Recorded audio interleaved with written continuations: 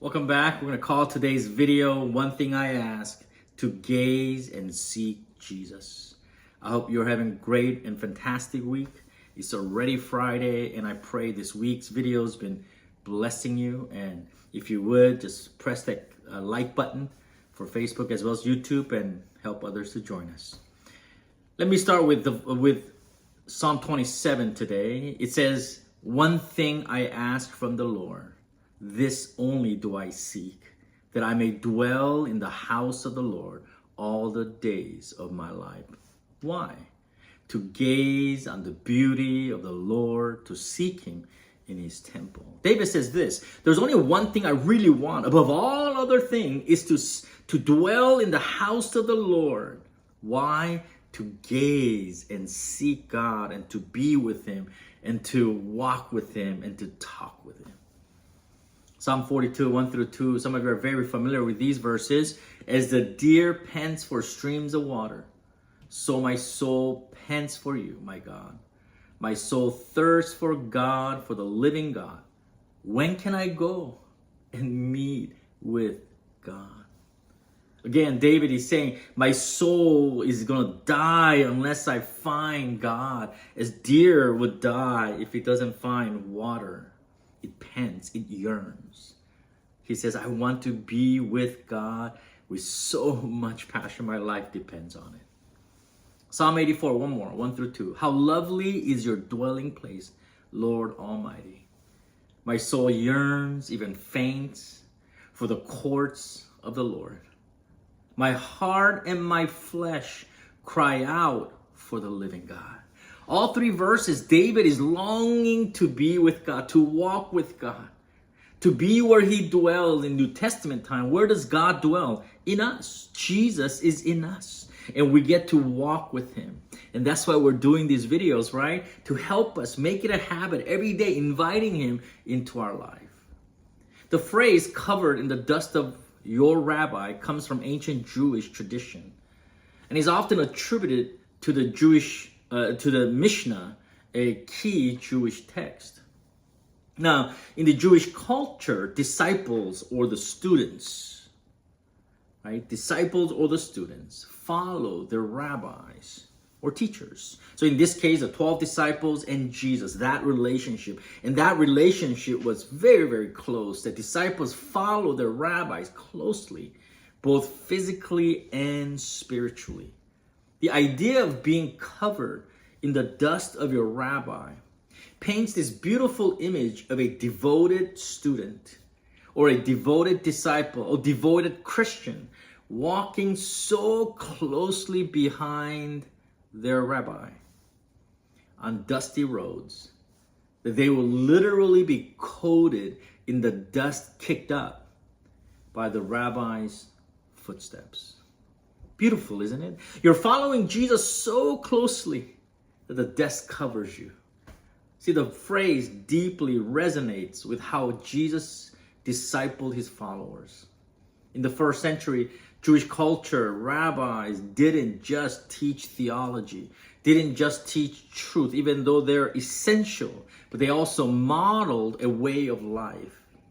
You notice Jesus is called to His disciples, "We're not come and learn from me, come and study Bible." He said, "Come and follow me." Matthew 4:19.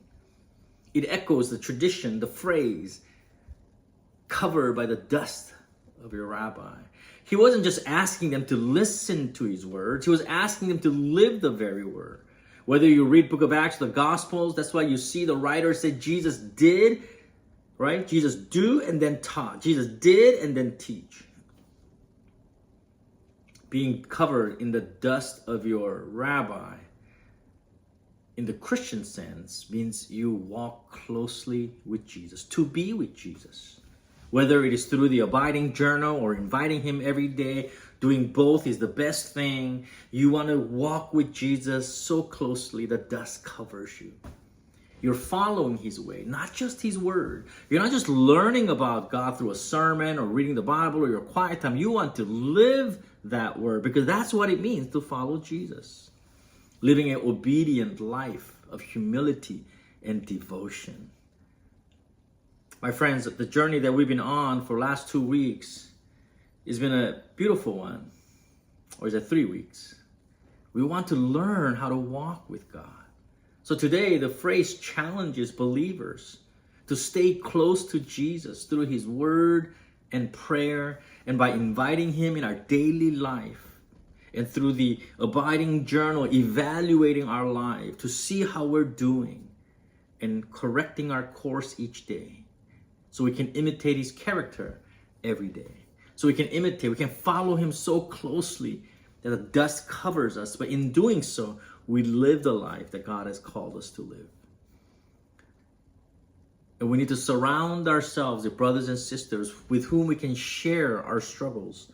We can share our successes as we continue to journal in the abiding journal and continue to adjust and become closer and closer to Jesus Christ. Imagine having 3, 4 brothers and sisters who would journey this together.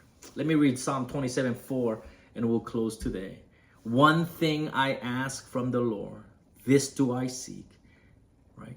That I may dwell in the house of the Lord all the days of my life. David says, there's only one thing I really want. It's not a bigger kingdom. It's not a bigger car. It's not a bigger chariot. There's only one thing I really want. And there's only one thing I really seek. It's not more countries. It's not more wives, not more daughters, not more sons. It's none of that stuff. I just want to dwell in the presence of God. Why? To gaze on the beauty of the Lord and to seek Him in His temple. This week's video has been quite long, so I'm going to end today's video quite short. But here's what I want to share with you. If you haven't started your journaling, what are you waiting for? What are you waiting for? Start and allow Jesus to walk with you, and allow yourself to be evaluated. So your walk with Jesus is dynamic, it's exciting, and indeed, maybe not literally, but metaphorically, every day that you'll get covered in the dust of your rabbi. Have amazing worship. May you focus on Jesus, invite Him into your worship. May you gaze upon the beauty of the Lord and find Him as you invite Him daily, moment by moment, day by day. And I will see you next Monday. If you haven't done it yet, click that like button for Facebook as well as YouTube. And if you subscribe to Disciple Church channel, then as these videos drop live, it'll notify you so you'll never miss these videos. God bless you, and thank you for being here again, and I'll see you next week.